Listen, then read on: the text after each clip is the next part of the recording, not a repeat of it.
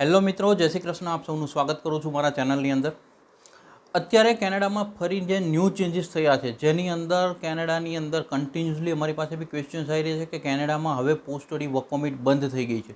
કેનેડાની અંદર હવે work permit નહીં મળે, ખાલી સ્ટુડન્ટોએ ભણવા જવાનું અને ભણીને રિટર્ન આવી જવાનું. કેનેડાએ બહુ જ ખરાબ ચેન્જીસ કર્યા છે, જેના રિગાર્ડિંગ હું તમારી સાથે આજે વાત કરું કે જ્યાં અમને આ કન્ટિન્યુઅસલી આ જ ઇન્ફોર્મેશન અથવા આ જ ક્વેશ્ચન્સો કોમેન્ટમાં બી આવી રહ્યા છે. અને બીજી વસ્તુ કે અમારા ક્લાયન્ટ તરફથી બી કન્ટિન્યુઅસલી આ જ ક્વેશ્ચન આવે છે અને બહુ જ કન્ફ્યુઝન પેરેન્ટ્સમાં છે અને પેરેન્ટ જે છે પેનિક હોય એવું મને લાગી રહ્યું છે.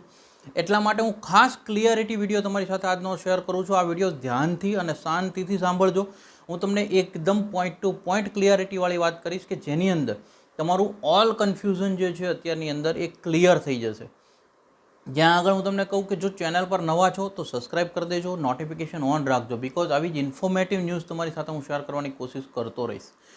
મેક્ઝિમમ લોકો સુધી શેર કરવાનું ના ભૂલતા, બિકોઝ અત્યારે ઘણા બધા પેરેન્ટ ટેન્શનમાં છે. જેટલા પેરેન્ટ સુધી આ વિડીયો પહોંચશે એટલે એમને રાહત મળશે. હવે તો કે પહેલી વાત હું તમને કહું કે હું તમને જે આન્સર કરીશ આજે, જે મેઇન અત્યારે જે ટોપિક ચેન્જીસ છે કે પહેલી વસ્તુ તો કેનેડામાં વર્ક પરમિટ હવે નહીં મળે, પોસ્ટ સ્ટડી વર્ક પરમિટ. તો હું તમને કહું CIC.gc.ca કેનેડાની IRCCની ઓફિશિયલ વેબસાઇટ પર જે મેન્શન કરેલું છે એ વાત હું તમને કહું છું. મારો ઓપિનિયન કે કશું નથી શેર કરી રહ્યો.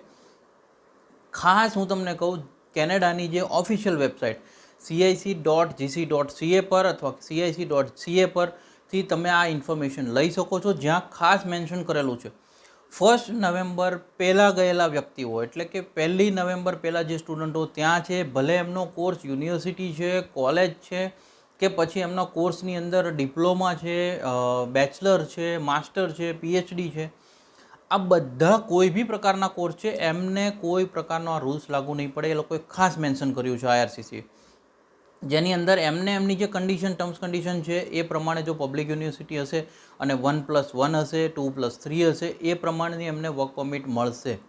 આ વસ્તુ એમણે મેન્શન કરેલી છે. હવે તો કે બીજી વાત આવે છે કે ખાસ કન્ફ્યુઝન એ છે કે કોણે કઈ લેંગ્વેજ આપવી અથવા IELTS આપવી પડશે કે નહીં આપવી પડે.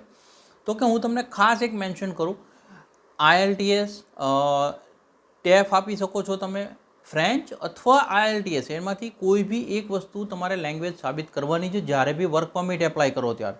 જો માસ્ટર અથવા યુનિવર્સિટીનું એજ્યુકેશન છે તમારી પાસે, કોઈ બી પ્રકારનું બેચલર, માસ્ટર, PhD, તો તમારે CLB લેવલ 7 પ્રૂવ કરવું પડશે તમારું.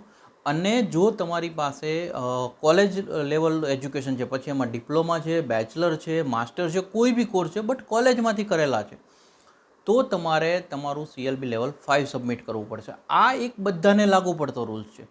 આની અંદર કઈ કઈ લેંગ્વેજ ચાલે તો કે IELTS ચાલશે, TEF ચાલશે, સેલ્પીપ ચાલશે, PT કોર ચાલશે. જે PT એકેડમિક હતી એ નહીં ચાલે. બીજી વસ્તુ એ લોકોએ ખાસ મેન્શન કરી છે કે જ્યારે વર્ક પરમિટ માટે IELTS સબમિટ કરવામાં આવે છે ત્યારે તમારે IELTS જે આપવાની છે એ તમારી જનરલ આપવાની છે, અથવા બીજી કોઈ બી લેંગ્વેજ તમે આપો તો જનરલ કેટેગરી આપવાની છે, એકેડમિક કેટેગરી નથી આપવાની. હવે એનું એક રીઝન માટે બી હું તમને એક ડીપ વિડીયો બી હું તમને કહીશ કે IELTSમાં આવી રિક્વાયરમેન્ટ કેમ હોય કે ક્યારે એકેડમિક માગવામાં આવે અને ક્યારે જનરલ માગવામાં આવે. આ સિવાયનો એક મેઇન કન્ફ્યુઝન ક્વેશ્ચન કે 1 નવેમ્બર પછી જે વ્યક્તિ જતો હોય એના માટે શું, તો કે 1 નવેમ્બર પછી જો તમે એડમિશન લઈ લીધું છે અથવા મે ઇન્ટેકની અંદર એડમિશન લીધું છે, જનવરીમાં લીધું છે, તમે તમારી વિઝા ફાઇલ બી જો 1 નવેમ્બર પહેલાં સબમિટ કરી દો છો તો પણ તમારે આ રૂલ્સ જે એ લાગુ નથી થવાના. તમારો કોઈ બી કોર્સ હશે, યુનિવર્સિટી એજ્યુકેશન હશે, કોલેજ એજ્યુકેશન હશે, તમને તમારી work permit as it is મળશે. 1 યર સ્ટડી તો 1 યર વર્ક પરમિટ, 2 યર સ્ટડીમાંથી 3 યર્સ વર્ક પરમિટ જે અવેલેબલ હોય છે જે કોર્સની અંદર, એ તમને મળશે. પછી તમે 1 વર્ષનું માસ્ટર કરશો તોય 3 વર્ષની વર્ક પરમિટ જો એલિજિબલ થતા હશો કોર્સમાં, તો એલિજિબિલિટી પ્રમાણે તમને 3 વર્ષની વર્ક પરમિટ મળશે. એ IRCCએ ક્લિયર કરી દીધું છે.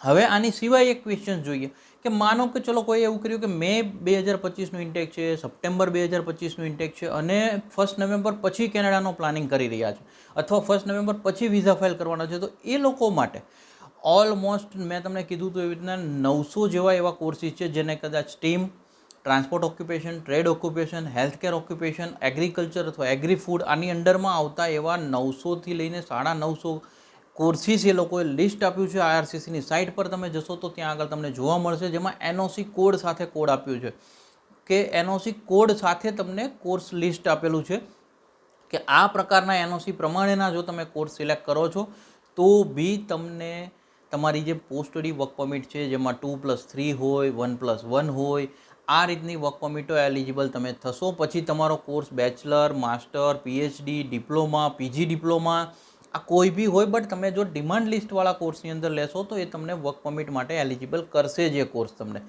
આ ક્લિયર અને કટ મેં તમને માહિતી આપી છે. જે કન્ટિન્યુઅસલી મને ક્વેશ્ચન્સ આવી રહ્યા હતા કે જેમાં મને એવું લાગ્યું કે કન્ફ્યુઝન છે અત્યારે પેરેન્ટ્સમાં. મેક્ઝિમમ લોકો શું શેર કરજો, બિકોઝ આ માહિતી બધા સુધી જેટલું પહોંચે એટલું પેરેન્ટ્સનું હેડેક ઓછું થશે. અને જો માહિતી સારી લાગી છે, બહુ સરળ ટ્રાય કરી છે કે તમને ક્લિયર રીતે સમજાય. સારી લાગી માહિતી તો એક લાઇક કરી દેજો. મેક્ઝિમમ લોકો શું શેર કરવાનું ના ભૂલતા, because spread education support. So much. જય હિન્દ, જય ભારત.